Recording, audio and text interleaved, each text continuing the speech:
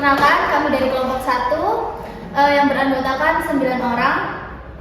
Aku Adia Zulfa Amalia dengan nomor NPM 2214500008. Saya Krisika Mawilia dengan NPM 2214500019. Saya Malati Soliha dengan NPM akhir 43. Saya Aisyah Nurul Hasanah NPM akhir 36. Saya Rizky Almia dengan NPM terakhir 31. Saya Tifah Putri Indani NPM akhir 40.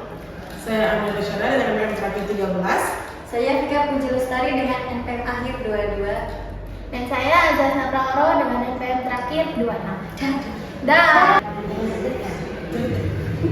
Assalamualaikum warahmatullahi wabarakatuh. Waalaikumsalam warahmatullahi wabarakatuh. Selamat pagi teman-teman, salam sejahtera untuk kita semua. Jadi pada hari ini kita akan membahas atau berdiskusi tentang pendidikan vokasional inklusif. Yang mana nanti dalam pembahasan itu kita akan membahas tentang kebijakan dan regulasi.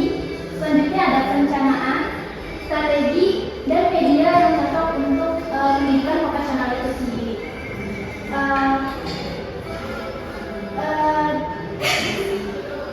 Jadi menurut Undang-Undang Nomor 20 Tahun 2003 tentang Sistem Pendidikan Nasional, yang mana itu mengatur dan mengarahkan pendidikan di Indonesia. Di dalamnya itu mencakup hak setiap warga negara untuk mendapatkan pendidikan.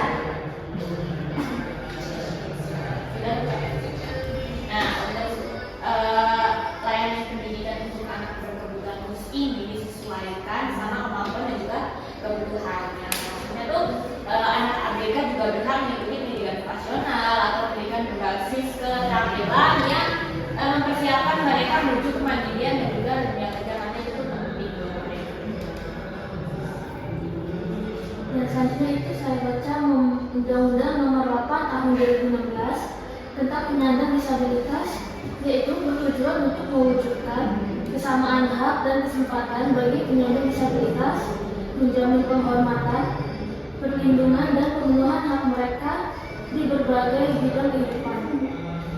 Undang-undang ini menggantikan undang-undang sebelumnya yang dianggap tidak sesuai dengan paradigma kebutuhan penyandang disabilitas, serta menekankan kesamaan hak, aksesibilitas, dan perlindungan tanpa diskriminasi. Nah, untuk dalam Undang-Undang Nomor 8 tadi yang dijalankan sama Sifat tadi itu, bahwa intinya itu dia itu menjamin hak penyandang disabilitas untuk memperoleh pendidikan, pekerjaan, dan pelatihan vokasional itu setara pada anak umumnya gitu. Jadi kayak inklusif di dalamnya itu dengan anak, nggak ada perbedaan antara anak disabilitas dengan anak reguler. Semua sama ya dalam manusia. Oh, tapi tetap ada penyesuaian. Iya. Nah, jadi penyesuaian itu Kayak gini di peraturan pemerintah nomor 13 tahun 2020 itu tentang akomodasi yang untuk peserta didik penyandang disabilitas pendidikan, emang terus ada penyesuaian ke sekolah menyediakan apa yang dibutuhin anaknya, terus alat bantu anaknya, pendidikan sebagainya. Jadi emang mudah diatur gitu. Kalau ngikutin harusnya ini di lapangan benar gitu pada pelaksanaan. seperti Permenaker Nomor 8 Tahun 2021 itu tentang pedoman pelatihan kerja inklusif itu ya sama seperti yang dijelaskan Latifah tadi, bahwa isinya itu mengatur tata cara pelatihan dan sertifikasi kerja bagi penyandang disabilitas. Jadi ada tata cara sendiri untuk penyesuaian kepada anak disabilitas itu. Tapi untuk disabilitas itu masih ada lowongan pekerjaan yang ada.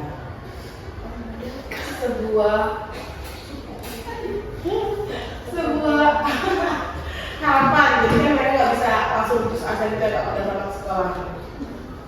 Kayak waktu kita magang pernah kayak ada pelatihan berkuasa, kemudian ada Itu gimana itu? iya pelatihan buat mereka dapat sertifikasi buat tenaga yang profesional. Kebetulan setelah mereka melakukan pelatihan itu, mereka juga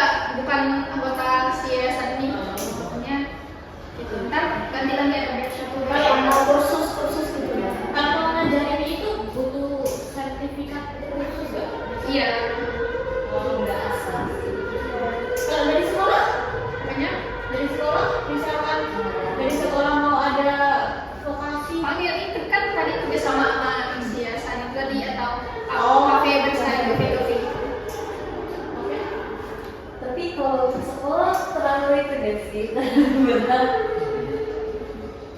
Mungkin itu juga belajar kalau sekolah. Mau tahu kerja. Kita ambil kenapa sih? Belum tahu ya. Tadi kan kita udah bahas terkait kebijakan dan regulasi pendidikan vokasional itu.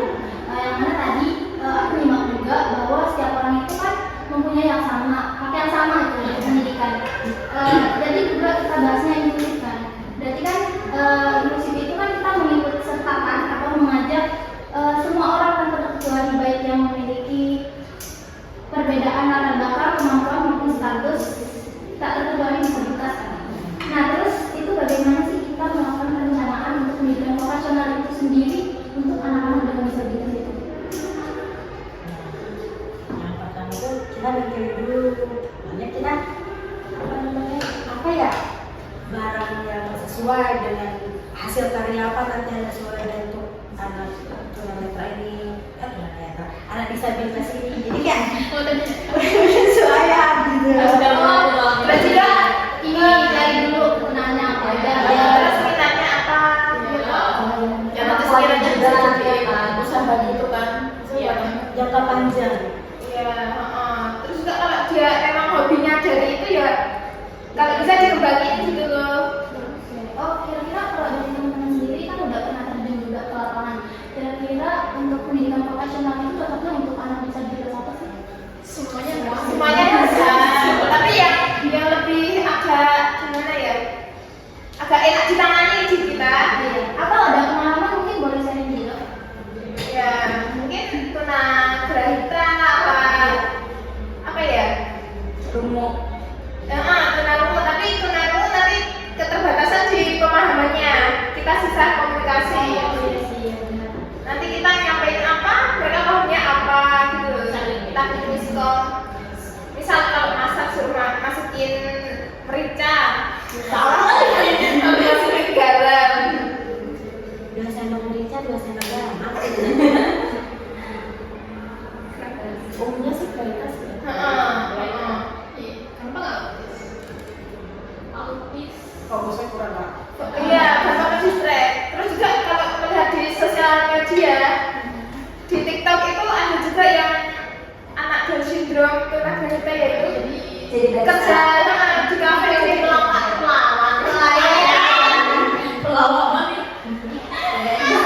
apa namanya pelayan? Aku juga ada pengalaman sih, kemarin sempat bikin lampu itu buat anak tunagrahita. Lampu apa tuh? Lampu ini dari pengolahan limbah. Oh, pemanfaatan limbah. Tapi menurutku untuk pemahamannya tuh 11-12 ya, kayak anak-anak pada umumnya aja di sekolah-sekolah apa reguler, jadi nggak yang terlalu susah untuk ngajarin anaknya itu loh. Tapi benar-benar tergantung kemampuan mereka. Ada yang berat, ada yang sedang. Kemarin kalau nggak salah itu berita ringan. Tapi emang kalau yang masih bisa dididik tuh yang penting. Iya. Tapi bukan berarti yang berat nggak bisa itu. Yang berat kayaknya Bina diri dulu. berat lah ya. Ini butuh Tentang hubungan apa aja. Berarti fix tunagrahita ringan, terus mau Oh iya, kita milih dulu nih untuk anaknya yang mau kita bina untuk vokasional inklusif ini, anak dengan kompetensi apa? Menurutku sih kualitas. Tunagrahita yang udah banyak kita jumpai juga gitu loh, udah banyak apa referensi contoh. Tapi ini dari bawah nih, dari tadi. Iya, tunagrahitanya. Sebelum kita Iya. Biasa menjadi kita berarti bisa. Belum tentu kita bersembilan ini bisa menangani satu anak tunagrahita berat. Jangan berat, sudah aja nggak bisa. Bisa. Oke, jadi kita pikirkan ya. Ya. Nah, untuk apa namanya vokasionalnya kita mau apa? Menjadi nggak bisa doain kok.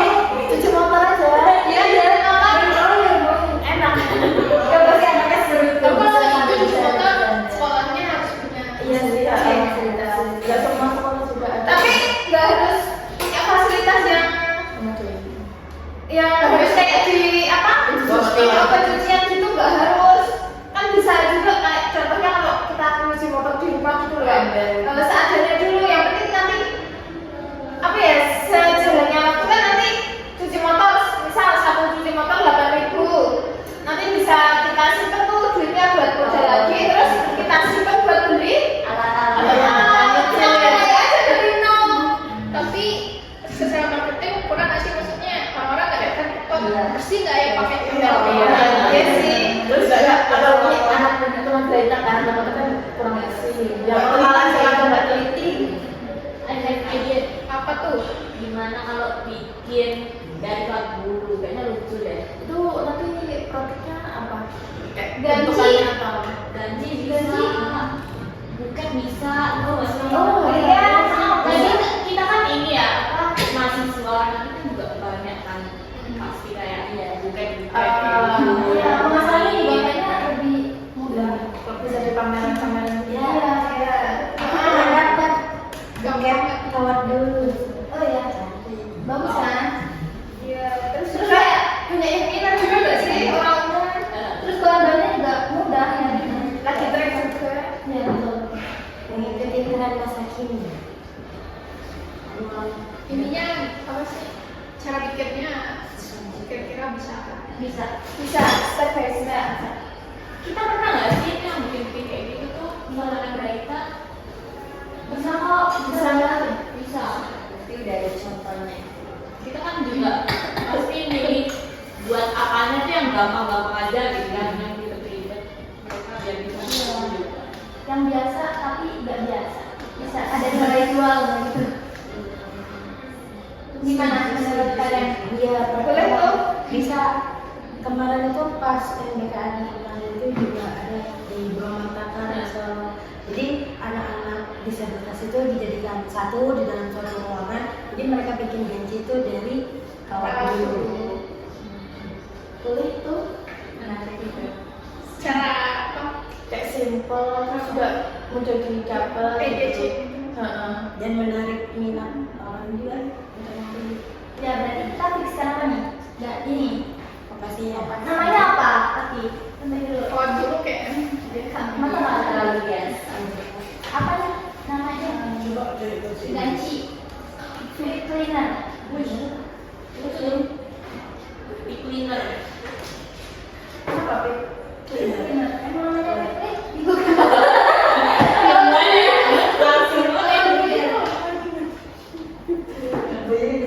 Sampai kan nanti ngomongnya anaknya ini buat apa? Dia bisa tahu ya.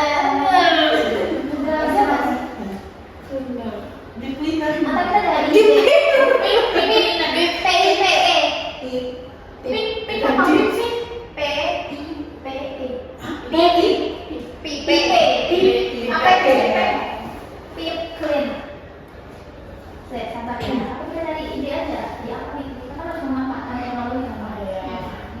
Sebelum dia bisa Kemarin jadi fantastik.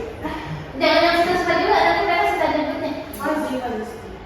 FUZZI stick. Boleh. Ada cara lain nggak? Akan nama Jawa nggak? Iya, yang Jawa-Jawa ini bisa nggak?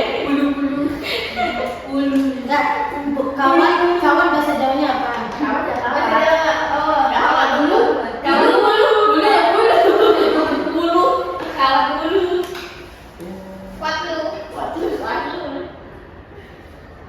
Estetik itu. Ada Iya. kalau nggak ya tujuannya. Background completion. Nah, iya jenisnya dulu mas. Gantungan atau doang atau apa? Gantungan aja deh Kak. Dengan tas Gantungan lebih lucu. lagi viral. Lagi keren. Ini aku ada contohnya. Ya, coba Fiksi. Ya. Sih. Coba. Lucu banget. Ini. Nanti Oh, Itu nggak bisa. mau coba bisa? Udah clock out. Siapa ya? Kalau enggak apa namanya kita bikinnya nanti ya. Iya. Kita langsung lanjut ke strategi yang ini. Strateginya gimana?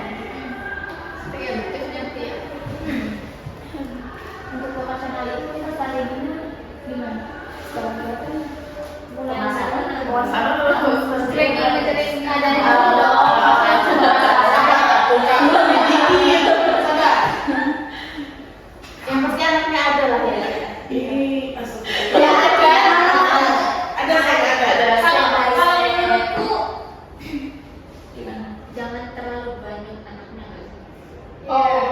Biar Bisa kesentuh semua misalnya. paling kita ambil satu kelas gitu gak sih kan satu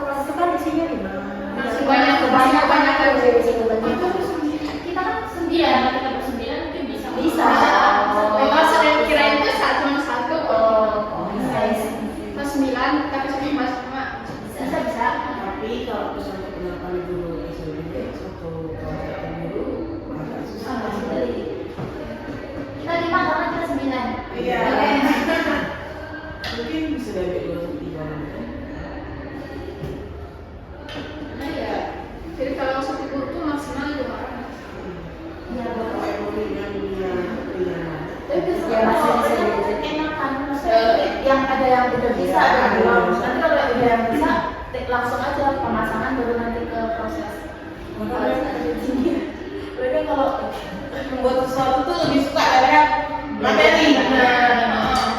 Jadi lebih cepat nangkep. Iya. Kadang ada yang belum bisa ini step Iya. Ini ngomong aja. Kau tengok nih. Bisa kita menyiapkan itu contoh yang udah jadi tapi yang lucu gitu loh biar mereka tertarik. Ini cara bikinnya gimana sih nggak bisa jadi selucu itu? Berarti kan yang pertama kita harus ada anaknya dulu. Terus setelah itu kita Menentukan jumlah anaknya juga. Terus pas udah ada anaknya tuh kita kasih lihat dulu contohnya. Kita tuh mau bikin ini kasih pemahamannya juga nggak sih? Terus habis itu ya kenalin kayak alat bahannya. Kalau misalnya anaknya udah paham tentang alat bahannya, baru mungkin kita masuk ke prosesnya. Langkah-langkah. Iya, masuk ke langkah untuk pembuatannya itu. Kalau dia udah bisa itu terus nanti kita kasih pemahaman kalau itu sebenarnya ada nilai jualnya, kita bisa mendapatkan duit dari kita membuat ini. Nah, aku mau nanya, alat dan bahannya itu apa aja? Yang pasti Yang pertama kan pasti bahan alatnya dulu, terus ya indikator lain yang membantu nih. lilin. Lilin itu harus Jadi buat apa? Lilin. Berarti kalau lem tembak itu harus itu kan kenalin ke anaknya, oh ini tuh bahannya berbahaya. Makanya kan jadi harus ada pendampingan juga kan. Ya, terus Gunting. Sama besi untuk apa dan bagaimana itu. mungkin sama jelasan kalau anak yang Iya, Pemanisnya lah biar lebih lucu. Itu juga kalau yang pas tadi kayak waktu tadi, kalau misalnya mau diaman ini gurunya aja. Jadi kayak bu, kalau bu, gitu. Kalau itu ya. Jadi ini kalau bisa dapat dari sini. Tergantung juga mau buat bentuk yang apa. Kalau kemarin kita buat bentuknya kayak begini. Iya, ada berbagai macam warna gitu ya. Itu tuh kayak buat dalamannya pakai kardus. Jadi sama bentuk kayak berarti gitu. itu juga imajinasi Iya, anak. Imajinasi itu kreativitas. Sebenarnya mereka mau bentuk apa, bintang dia buat dulu motif kardusnya dia. Nanti jadi gitu ya. Iya. Oh berarti dia itu kardus juga habis itu warna biru. Iya. Baru terakhir pakai ininya. Jadi kosnya juga nggak sih kan ada kardus itu nggak gampang kayak Iya betul. Tapi lu gampang menengok. Kayak lebih ke lekuk gitu sih. Itu juga bagus gitu. Untuk fondasi awal dari topik ini. Iya, nggak bisa. Aku kan untuk lem nih. Untuk metode pengajarannya mereka kayak demonstrasi kan, kayak gurunya nyontohin dulu cara buatnya, nanti baru diajarin caranya. Besti. Berarti itu aja ya. Kalau media kan ada tambahan juga. Kalau bisa tuh waktunya jangan yang lama banget. Iya. Ya sih, soalnya kan udah bosan juga. Terus kalau bisa kayak diselingin apa Ya. istirahat dulu, di push banget anaknya. Kadang dulu, ini lulusnya belum bisa harus gini kayak dipaksa. Harus satu hari pas jam itu tuh harus selesai. Enggak, tuh dia nggak masuk besok. Nggak mau lagi ini trauma. Terus itu bisa juga diaminin kalau dia mau bikin apa gitu, jangan sesuai apa yang mau kita bikin gitu loh, biar dia tuh berkreasi sendiri pakai itunya itu Idenya Baru. sendiri. dia punya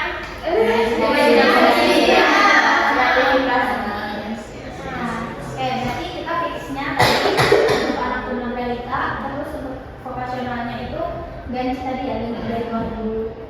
Tujuannya apa? Kita bikin vokasionalnya. Pasti harus ada tujuannya dong. Kalau ditanyain. Berarti mengotori anak dulu nggak sih? Iya. fokus. Oh, sudah bisa. Terus buat jangka panjangnya tujuannya anak punya skill. Punya skill tuh ada change buat melanjutkan kehidupan habis sekolah gitu. Ya nggak nganggur-nganggur banget. Kita nanti dia lulus itu karena dia SK tadi buka tahu-tahu tentang Sudah senang, mereka Berarti kita juga butuh ngajari tentang pemasarannya. Iya. Jadi packaging. ngeluarin duit dulu, Aku nggak tahu kembalian gimana. Oh iya. nanti dia merekrut. Oh, mak, amin.